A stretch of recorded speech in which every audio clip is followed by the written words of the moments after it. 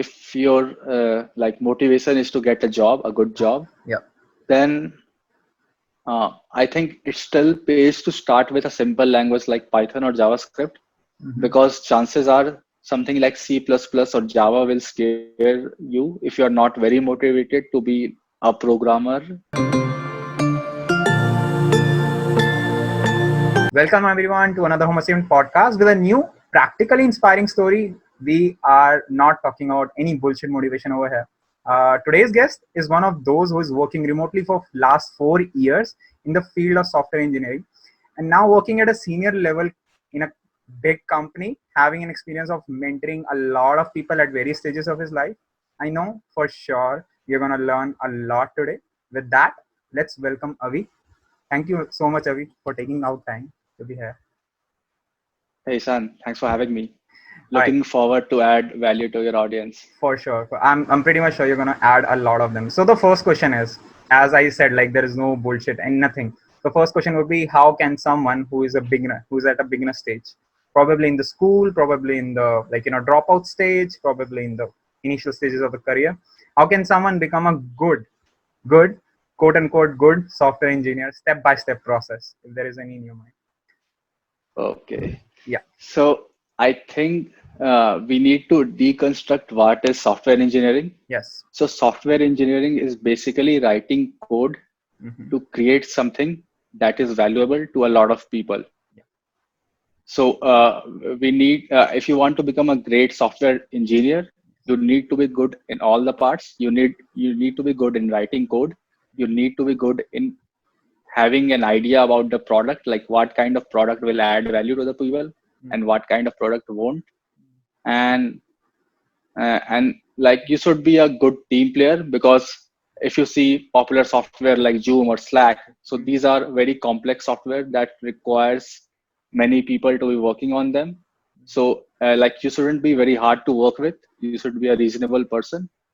And let's say you are a school student and you want to start getting into software engineering. So my number one advice will be uh, like learning a simple programming language. So programming language is like, it's like our like our languages like English and Hindi, but it has to program a computer to do certain things. So I would recommend that you start with Python or JavaScript, because these are very simple languages, like they are very close to English. So even if you don't have that much interest in software engineering, if you just go through these languages, tutorials or guides or documentation, then you will catch these languages in a few days or like a few weeks at worst. Mm-hmm. And once you have a grasp of either one of these languages, I think a good next step will be trying to build something that you like. Mm. So, for example, let's say you are a soccer fan and you want to create a website that tracks the latest score that is happening in La Liga. Mm. So since you are interested in soccer, so you would be like very motivated to do this project, and as a result of which you will actually be writing code to create something. So the end goal in your mind will be that I want to create this something, and so you will write code because of that. Mm. Another way to get into software engineering is first practicing algorithms, which Mhm. is like trying to solve problems using code. Mhm. And I guess that works fine for certain kind of people, but I have noticed that there are some people who don't like solving simple mathematical problems using code. They think like, what's the point of doing this? I can do it manually as well. Yes. So Yes. for those kind of people, and for like every other kind of people, if you just build something that you are passionate about, Mm. I think that will help you a lot, because then you will be motivated to build it. And by building it, you will learn a lot of things that you just can't learn watching a tutorial or reading a documentation. For sure. And I think once you build something, it's also a good idea to share it with someone. So, for example, you have a friend who also likes soccer. So, share your website or your app with him, And what you get by that is first a great feeling that you build something Yes. that is adding value to someone else's lives, Yes. and second you get feedback, crude raw user feedback. Like Yes. he will say that your website looks very bland, maybe add Mm. some design to it, Yeah. Yeah. or maybe your website is very slow, please fix the loading speed. So Mm-hmm. that will motivate you even further to look into those concepts, how Mm-hmm. to make a website more beautiful, how to make Yeah. it more Yeah. fast. Yeah. And that rabbit hole will actually lead you to learn a lot about software engineering, like creating end user products. Mm-hmm. And I think once you're in there, like you will see the path now. You will see that I need to learn JavaScript, I need to Mm-hmm. learn React, I need to learn Webpack. So after that, you're settled. So all in all, what you are saying, and correct me if I'm wrong anywhere, you are saying start with the end goal. So start Yeah, backwards. So that's what you yeah, are essentially saying. So for yeah, someone, let's take an example for someone who is actually interested into soccer. Let's imagine, and he wants to do what you just mentioned, and he's a yeah. complete beginner, no code at all, like nothing. What Hmm. would be the step by step? So you said ki always like start with the end goal. So have a motivation apart from being in the hype of software engineering, like apart from Yeah, a personal motivation which you like. What kind of problems you're gonna be solving? So like as software engineers, you are at the end of the day solving problems for general yeah, public, right, for normal right. person, right? So Yeah, for and people. yeah, so and that will also include those people like who are into mechanical, who into civil, who into like all those fields, and they want to be a Yeah, part of this, but they have a passion about mechanics, they have a passion about cars or buildings or whatever. They can merge those passions, right? That's what you were essentially saying, yeah, definitely. right? So, Yeah. yeah. So if you're someone civil or mechanical who Mm-hmm. has like passions in both fields, you are passionate about like constructing bridges and Mm-hmm. you're passionate about coding as well. So Mm-hmm. you can easily merge those passions and create something that otherwise normal software engineers won't be able So, to do. for someone, what would be the step-by-step process for a beginner? I would just want to give like a system kind of a thing: first class, second class, third class, something like Yeah, that we have in the schools. So, step zero is always got start it. backwards. Have a motivation. Step one that you mention is choose a So programming language. yeah, so not exactly. Yeah, so I would say I would so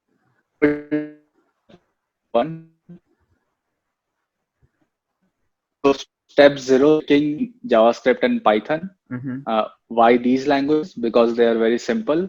And once you have decided on any language, say you decide JavaScript, then step one should be useful to you. And once you have understood the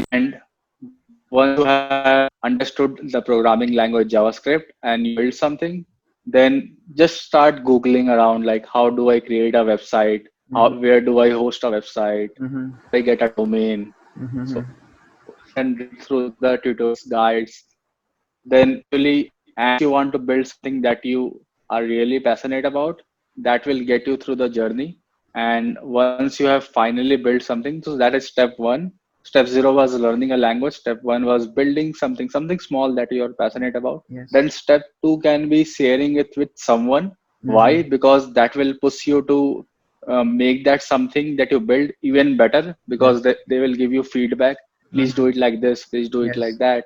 Yes. And once you are there, then you will be like looking into different concepts, how to make a website more beautiful, more interactive. Mm-hmm. And once you are there, you will have a lot of understanding of the software engineering field that you will be able to explore on your own. Like Yeah, you so don't need a guide after that. my basic motive for someone as a beginner is to get them into momentum. So after like those three Yeah, four months, really. everything will be sorted Yeah, out. Like those initial yeah. 3 4 months are the hardest part, in my opinion, generally. Do you think in those 3 4 months you one has to push himself or herself, like something like sometimes they have to push themselves, like like I don't want to do this, or like these kind of thoughts just come in the initial phase.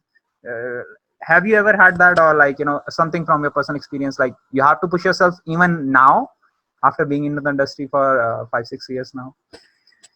No, absolutely not, because the pay is good now. So Yeah. no need to push myself now. Uh-huh. But the reason why I suggest this build approach is exactly because of that. Mm-hmm. Because suppose like there are other ways to learn software engineering as well. Like you can take a big course, 20-hour course on software engineering and go through that, go through all the Yeah. videos. Yeah. But I think the problem with that is if you're not very expert about software engineering, you will give up after 6 months. You will find it so Mm-hmm. boring doing Yeah. watching all Yeah. the For sure. videos. For sure. So if you just learn a programming language basics and then jump to building something, next Mm-hmm. step, then you will be like in my experience, you will be very motivated and you won't get disheartened because you are building something that you want. And in So. fact, I have tried this approach with my cousin Mm-hmm. who was interested in learning software engineering. Mm-hmm. So I told him first learn JavaScript. He learned it. Then I told him build something you want. So he Mm-hmm. started building a website for showing Pokemons.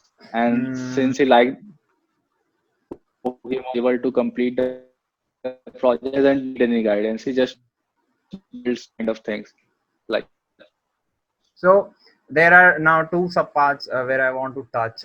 Yeah. So yeah. there are, yeah. So there are two subparts. One is recently I had an interview with a software engineer from Google, and she mentioned that one has to go through data structures and algorithm to actually uh, be, like in a thought process, how to think when you are actually building something. So would you recommend that with the language also when you mention language, or it's not necessary? Um, So I think the truth is like if you want to get into like in the habit of buildings, then you don't need algorithms. But if you want to land a job in a good company, then you definitely need that. So I would recommend that first build a project and excited really putting work into it. Then you will see that the need for data structures because you will see that your code is not ready. There are places where there's an algorithm to optimize it. So once mhm. you're there, you can do it as a step 2 or step 3. Learn some data structures and algorithms from Mhm. HackerRank, from CodeChef, or some other website like InterviewBit, Yeah, LeetCode. There are many websites. yeah, there are many. Uh, That's where I'm gonna so come into. Like, yeah, that you so can would you definitely recommend do. any resources? Like, do you have any some particular resources in mind, or like what you can recommend from your own For experience learning data structures?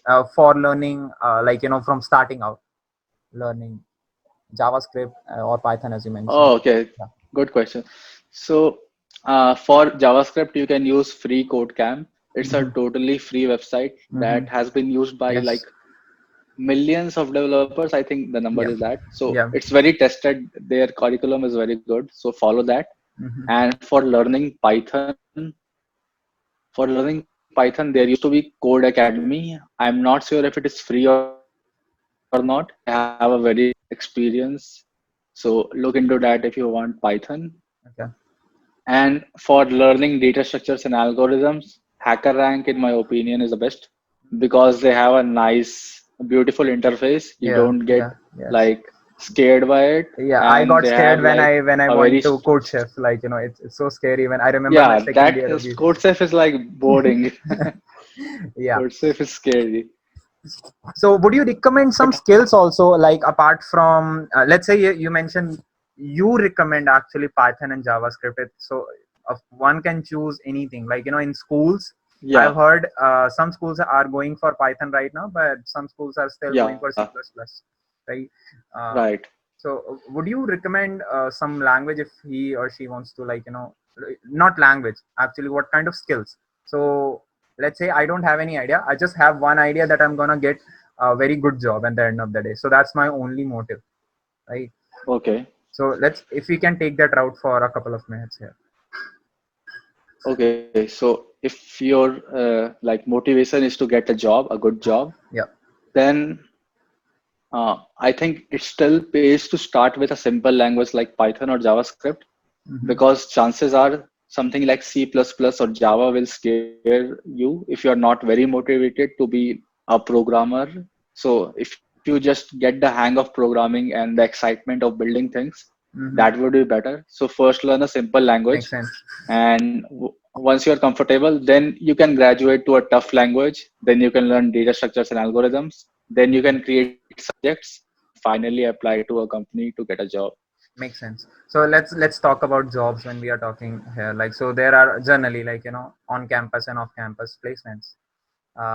So on campus for tier one, or some tier two colleges also, it's good. It's fine. They don't have to think about it. They Yeah, just have to, yeah, like, yeah, have a criteria of the percentage, and that's it. But let's talk about tier yeah, two, tier three, and now there is another category that I have built. I don't know if it exists or not. There is tier four also. So if we can talk about those colleges also, on campus there is no chance, right? Most yeah, probably you are gonna get, let's say, a BPO job. That's the max 3.6 package. A yeah. in a Yeah, consultant company like Infosys or something like that. TCS. That's the max. That's the max recruitment, right? Yeah, So I don't want to definitely. talk about that. I want to talk about people who are actually serious, either about their career, either about making money. I'm not saying that's bad, or either about actually interested into coding, but they just lacking environment in the college, like the tier two, tier three, tier four colleges that they have. So how would you take that route? The Yeah, getting a job route, internships, free right. jobs. What would you recommend after? We are all also assuming here that, like, someone has done all of those 2 3 steps that we have talked about, is good in programming, has developed a couple of projects. Got it. Yeah. So, what? So I was also from a tier two or tier three college. I'm Mhm. not sure where Come you on, triple categorize it. IT. And the no, so when I joined that college, it was very new. Uh-huh. We were just the second batch, Uh-huh. and also we had like very bad placement, So we, like we will very come to your bad story. placement We'll come to your records. story. Don't worry. Okay. Yeah. So I can tell you another story. So this is about my cousin. He Hmm. is from a tier four college, like Okay. absolutely trash of a college. Okay. And I told him he also did the first three steps correctly. Like he picked a programming language, he Yeah. built stuff, and he Hmm. got excited in building stuff. So he was building a lot of things. Then Hmm. I told him to keep sharing his progress on LinkedIn. So Hmm. every day he will share like today I built this, I use this concept, blah blah blah. Hmm. Here is a video recording for it. He Hmm. did that for like 3 months. Yeah. Yeah. So Sure. this was about my cousin who is from tier four college. Hmm. So he has no hopes for a placement season or anything like that. What Yes. I told him was like, excited about building things. Share your progress on LinkedIn. Hmm. So today I check out my YouTube. He did that regularly for like 3 months, and now he has an offer from a New York, and not in his college. You come join us in USA. So how good Wow. is that? Because Wow. he's tier four college, and he has absolutely got no teachers there. Like no one is teaching him like write code this Yeah. way, build Yeah. software this way. I Yeah. just told him like do like build stuff and share it, and that Hmm. was all that was needed. Wow. So LinkedIn has a good reach right now, so that's one thing. Like, that has an advantage that he took. But And what's the exact on time? What's the exact time? 3 months, 3 to 4 months. No, that was about the job. Well, since he started learning. Oh, that's okay. So I think he's in his third year now, and he started learning from second semester. So around like 2 years he took Mm-hmm. two years starting from zero to job. Wow, that's really amazing. And for those people who are, I get messages every single day, sir, I am in first year, like, I'm losing hope, like, what is this, my college is not doing Yeah, anything because for me, and now pandemic. especially this pandemic is like very bad. So let's talk about low marks and high package. So let's taking an example of your cousin, like, does he have really good marks in the college? Because somehow somewhere that Yeah, matters. it actually doesn't. I don't think it matters with international companies Yeah, it doesn't. because they don't really know how we judge, how Indian Yes. colleges judge their students. Yeah. So let's take an example of mine. In Hmm. fact, like the company that I work, that is also US based, Mm-hmm. and they also didn't ask me if I have passed the college or not, and I Mm. also didn't tell them, and they don't care like what I if I when I went to college or not. Mm. No one cares. Okay. So. And I also think that a lot of Indian companies also don't care now, like especially the new startups. Mm-hmm. They, if you can code and build stuff for them, like they will hire you. As simple Mm. as that. So skills over degree. Yeah, definitely. All right.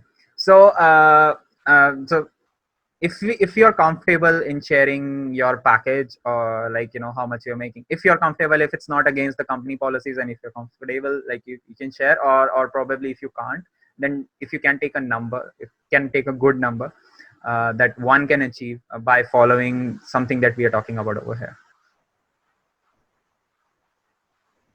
So the latter question is hard to answer Mm-hmm. because following, like it depends which degree you follow. What I told, Mm-hmm. will be comfortable after making just one projects, and they will think you're good. For Mm-hmm. instance, I made around 100 projects Mm-hmm. from school to college, 100 projects in around 3 years. So it depends on that. Mm-hmm. But my package is more than 3 lakhs, so I can't say the number, Mm-hmm. but it's around that ballpark. And yeah, I definitely think that if you just like build a lot of projects, Mm-hmm. become one who can manage software projects from start to end, like confidently. Mm-hmm. And if you don't need a lot of spoon feeding to build software and Mm-hmm. write code, I think Mm-hmm. you can definitely get it above 20 lakh package in India. Okay. Okay. Provided you present yourself well, like are confident in the interviews and so on. Mm-hmm. I want to talk about that also. Like, let's include that because you touched it earlier also. Soft skills. So you mentioned you present yourself in a good way. So that includes communication. That includes you actually stating yourself. What do you actually mean? What's going on in your head, and all of that stuff. Would you also include something else here, like in soft skills? Okay. Soft skills is like a big domain. Mm-hmm. And there is soft skills on LinkedIn, there is soft skills on a job interview. Mm-hmm. Then there are soft skills inside a company where you are working. So let's touch about a job interview. About job interview, what kind of soft skills do you need to crack one job interview? Mm-hmm. You need to be very confident in your abilities. Like you don't be arrogant, but also don't be like I'm not sure, maybe not. So don't do that. Mm-hmm. And second, don't lie to recruiters so that just you can get a job offer, because sooner or later it will backfire, Mm-hmm. and it will also decrease your confidence because you're lying. Mm-hmm. And I think another trick that helps is listing down all the work that you have done in the job. Example, 2 years ago you built this project, you built this project that did well. Have a note so that if the recruiter asks what kind of projects you worked on, you can tell that. Many people go on an interview without planning, and they don't say things that they should have. So build your keep your notes ready or write down all the work that you have done. Makes Be sense. confident and So the if I can list it down. So one thing, be honest, don't lie. Second thing that you mentioned, being able to represent yourself, what is going on in your head, communication skills, basic communication. We don't want you to be a public speaker, yeah, but at least tell what's going on in your head. Tell, like, being able to. yeah, And the third skill, which is I feel is very important, I and to prepare before actually getting into the thing. uh, don't just go yeah, there with a definitely. blank mind, because you can just do something which can backfire.